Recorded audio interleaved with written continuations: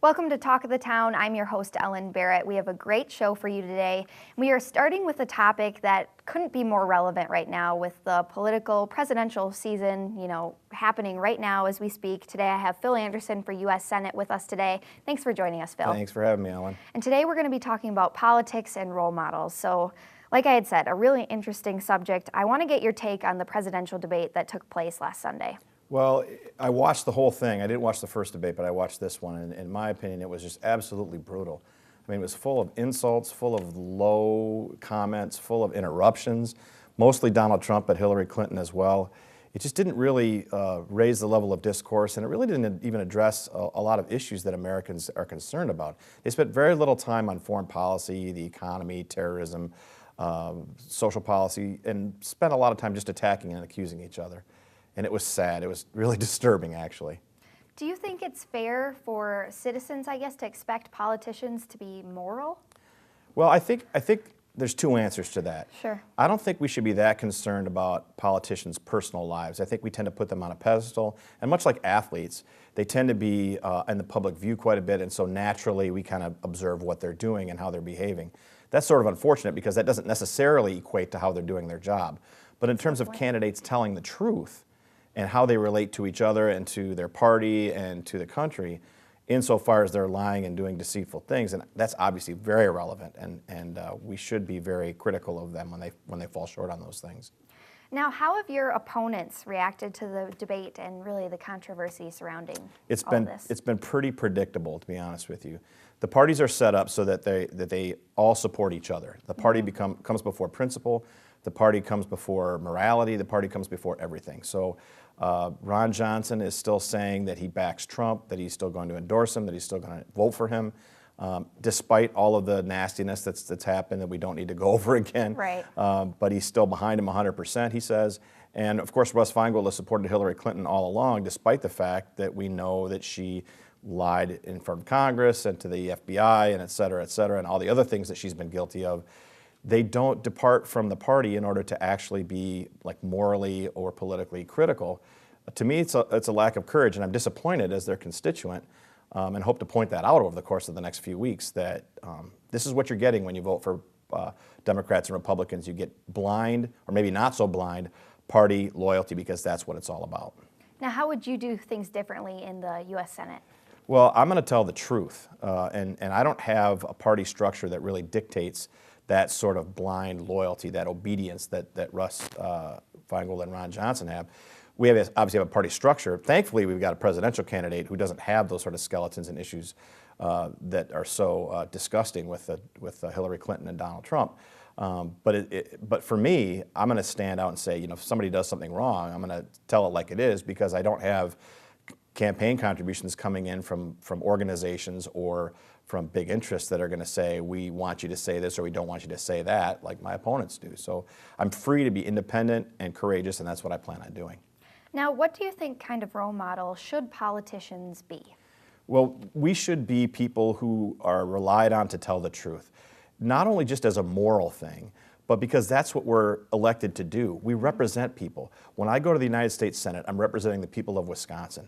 And so it's imperative that I represent their interests truthfully, and that I tell them the truth about what's going on, and I'm willing to stand up and point out corruption or whatever's going on in government on their behalf. That's what representative government is and should be. Unfortunately, big party politics has gotten away from that, where they're more loyal to raising money for their party or representing their party and those special interests. Now, what are your plans for the last 4 weeks until Election Day? We are super busy. This week we're going to be. I'm going to be in Manawa. Do you know where Manawa is? I don't. That's a new one. It's up in the northeastern part of the state. We've got a school forum up there on Thursday, and then another one in the evening. We're going to be here in Madison on Friday because Adam Kokesh is going to be in town. He's a libertarian activist and presidential candidate for 2020. We're going to be in Neenah, Oshkosh, Appleton, and Green Bay this weekend. The following weekend we're going to be in Milwaukee, as well as all the other places that we are, and social media and media appearances and radio shows and yard signs and all the things that go along with running a campaign.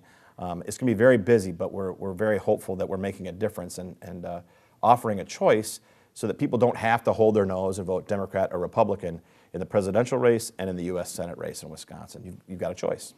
Phil Anderson for U.S. Senate, thank you so much for being with us today and answering these questions. I'm happy to be here. Thanks, Ellen. We appreciate it, and we'll be back with more Talk of the Town here on Wisconsin's 57 right after this. Welcome back to Talk of the Town, and with me now I have Ben Zimmerman, and you are the market manager over at the Westside Community Market. And today we're going to be talking about Eatin' Local and the role of community farmers markets. Yep. Thanks for being here today. Yeah, thanks for having me. I appreciate it. Great to have you on the show. And for those who may not be familiar, what is the Westside Community Market? We are one of the many local farmers markets in Madison. We run seasonally mid-April to early November each year, Saturday mornings. We've got about 40 to 50 vendors out there each week for all our customers who come out and visit us. So. That's a pretty good size, and a long run too. It's a good season. It's good really run. We're out there spring to late fall, so Absolutely. you get it all. Now, how are community markets like yours, I guess, improving eating local in cities like Madison? Yeah, I think what we see at the market and at other community markets around town is that really integration of regular shopping. You know, it's not just a trip down to get something really great or specific, but it's really having that access week to week to do your grocery shopping at your farmer's market, really seeing your farmers every week as part of your daily life. It is such a great experience, especially when you can meet maybe the hands that have harvested something, and you just can't beat something that's that fresh. Exactly. It really is. It's so yummy and great for you as well. And kind of going off of that, what would you say your role is in being a part of a healthy community? You know, I think that's not only do we want to be a source for people to come out and buy their great local products, but we want to, you know, kind of pull our weight as part of the community, and to us that means, you know, once a month we do kids activities. We have some live music. One of our favorite things, we have master gardeners who come to the market twice a month and give gardening advice, which is great because you come out and you buy your starts for your garden and they tell you how to really make them shine. So it's a nice feature. What a cool dynamic way to really be involved with the community, because people may not be directly, you know, buying fruits and veggies from you guys, but you're giving them the tools to harvest their own. Exactly. You know, we see it, you know, it's beneficial for everyone to kind of give that knowledge out there and be a part of a more vibrant community, and that's where we find our happiness in that. Now, I wanted to ask you about the Hill Farm site, and it's getting redeveloped. Yep. So what's the future hold for the market? Well, next year we're gonna make a move a little over half a mile down University behind UW Health's Digestive Health Center. Cool. They have a nice new facility there with plenty of ample parking, which is a great feature at our current site. So we're gonna keep that going, and right now we're just taking it one season at a time. We kind of hope to come back to Hill Farms when the project is done, but we're gonna kind of tuck out of the dust and debris. So there you go. And now, any tips, I guess, for shoppers to make the most out of their farmers market experience? Absolutely. I think people come to the market oftentimes with a shopping list of what they specifically need, which is fantastic. Yeah. But you know, really, there's so many things that pop up all throughout the season, you know, having 30 weeks, but just, you know, I say try something new. You know, talk to the farmer and ask, you know, what's the best way to prepare this rutabaga or this kohlrabi? You know, really experiment and get more from your Wisconsin farmers than you currently are getting. That's such a great point, and something I think people forget that they can do, that's okay, that's encouraged, in fact. And so before we go here, what would you say is the most fun thing to do at the market? Well, I would say coming out every week and spending time, you know, talking up with your neighbors and getting your produce is the best, but honestly, we do zucchini car races for kids every August. We have the kids come out and build little cars out of donated zucchini from a couple of our farmers and run them down a little sort of Pinewood Derby style track. And it's a really great way to sort of have fun and play with your food. I love it, right? It's always fun to play with your food. It is. Ben Zimmerman, again, market manager with the Westside Community Market. Thanks for being with us Thanks today. for having me. We appreciate it, and we'll be back with more Talk of the Town right after this.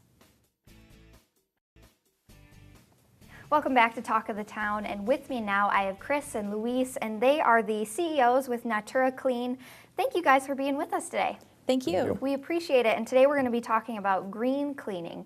So first off, for people who may not be familiar with you guys, what is Natura Clean?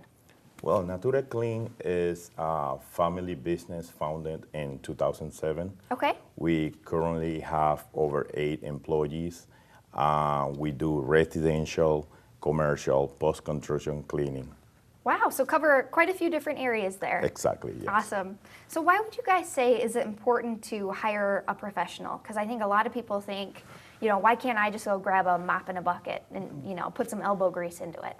Sure. Well, I'm actually the only area's certified, IICRC certified home cleaning technician. And what that means is that I've been trained in the science of soil surfaces, soil removal, and health. And there's a lot of damage that people can do in a home if you don't know what the surface is and how to treat it. So, for instance, with stone, you have to treat that differently. You never want to use acid on stone. You want to make sure that you're using a product that's pH neutral and non-chelating, which means that you're using a product that doesn't interact with the minerals. And so we know that, and I train all my employees that way, so we're not guessing at what works in the home. We know what works in the home. That is so interesting because it makes logical sense that you have to understand the different, materials you're working with in cleaning to be able to clean them in the first place. Exactly. It kind of makes me worried in my own home. Are things really getting clean or am I destroying them in the process? So that's super interesting stuff. And now, what would you say makes eco-friendly cleaning different or better than synthetic or chemical cleaning? Because I think some people, it's second nature, just go grab some bleach or just, go grab some sort of spray off the shelf. When the homeowner clean with chemical or products, that remains on the surface and stays on the countertop. So when it's time to prepare the food, dinner or breakfast, that chemical might end up on the food, and you don't want that. No, that is not something you want. That's an important point, I think, that I guess I haven't thought about, because you think, you wipe it off. Right. It's gone. So you got to be really conscious of that, definitely.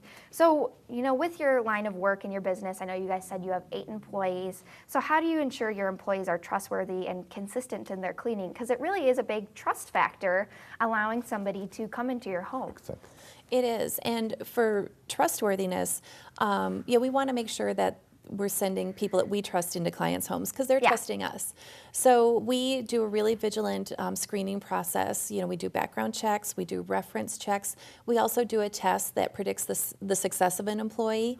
It's over 90% accurate in predicting success. Wow. And for consistency, we have a 28-day training period that involves textbook learning, in the field learning, and also written and practical exams that they need to pass.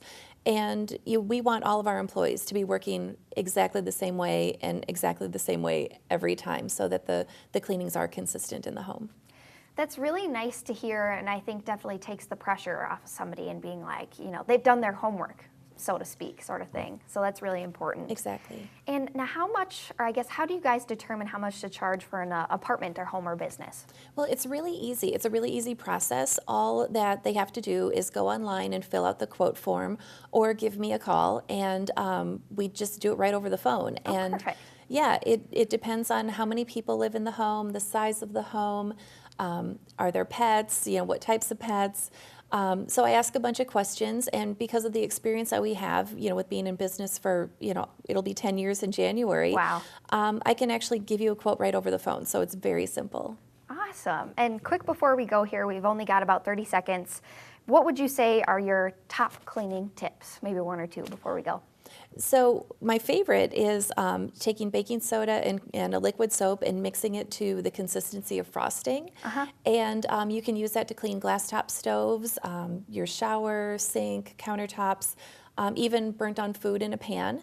And another tip, just an easy tip for homeowners, is when you're cleaning, make sure you're working top to bottom and from left to right, and start on the outside of the room and then do the middle of the room, and you won't miss anything.